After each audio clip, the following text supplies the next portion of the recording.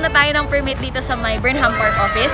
Though hindi tayo dito mismo sa Burnham Park gagawa kasi yun nga, ang fear nila is baka hindi makapag-practice ng social distancing if ever na dito gagawin. Binigyan nila tayo ng spot dito sa Children's Park at doon tayo gagawa ng artwork natin. Yes!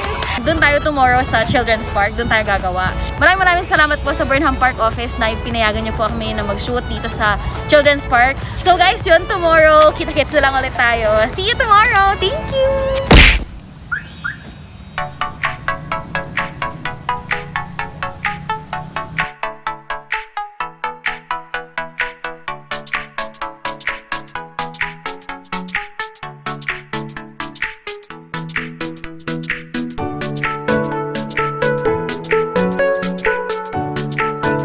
Okay, so guys, nandito na tayo ngayon sa Children's Park. Ito yung gagamitin natin na puno para dun sa illusion natin. Wow! Okay, so guys, ngayon nakakuha na tayo ng puno na pagpipinturahan natin. Pero tatakpan muna natin siya ng plastic.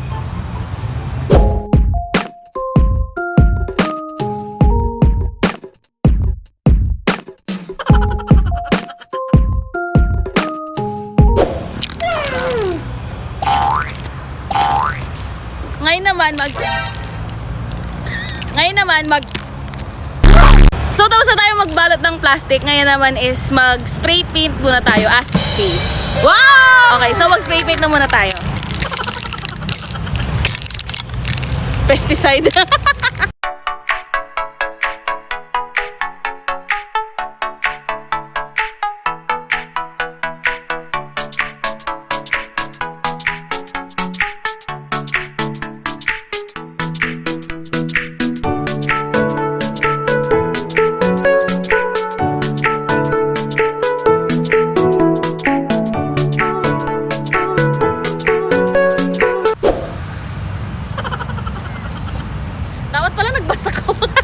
Okay, so guys, tapos na tayo sa base. Ngayon, mag-paint na tayo.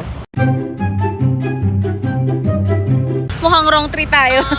Ngayon, mag-change location na lang kami. Doon na lang sa kabilang puno. Kasi, ang magiging problema dito pala kapag sa tanghali at maaraw pa din. Ang mangyayari nun, hindi siya magiging camouflage kasi magkakaroon siya ng sarili niyang shadow sa mismong trunk. So, hindi ko siya makacamouflage kahit anong gawin ko.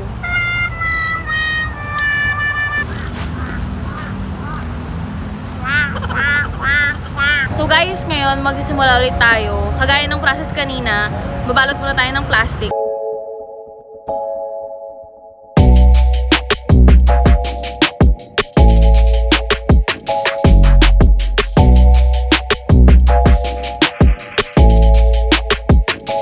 Mag-spray paint. Ngayon patuyuin na natin siya para makapag-proceed na tayo sa painting. Ngayon mag-paint na tayo.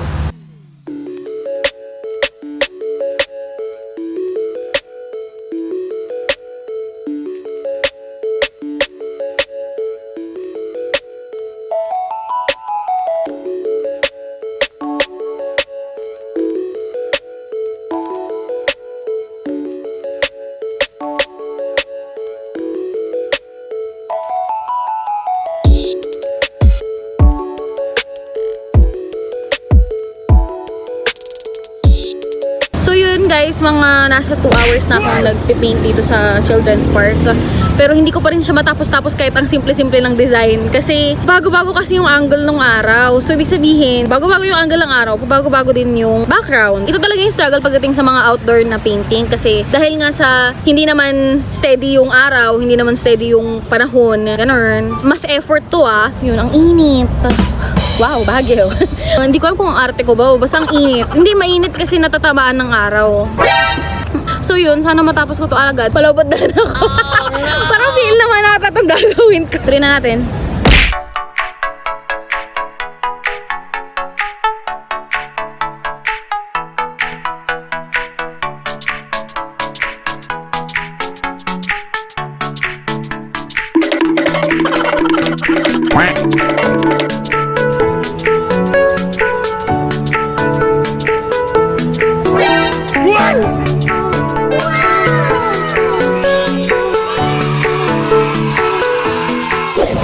Natapos na natin siya.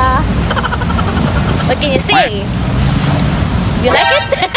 Grabe, ang hirap ha. Sobra. Yung feeling na kanina pa kami talaga pinagpapawisan dito. Ang init kasi sa area na to, as in, like yung striking yung araw. At saka, dahil nga sa may araw siya, pabago-bago yung angle, pabago-bago din kami ng design. So, I'm so tired.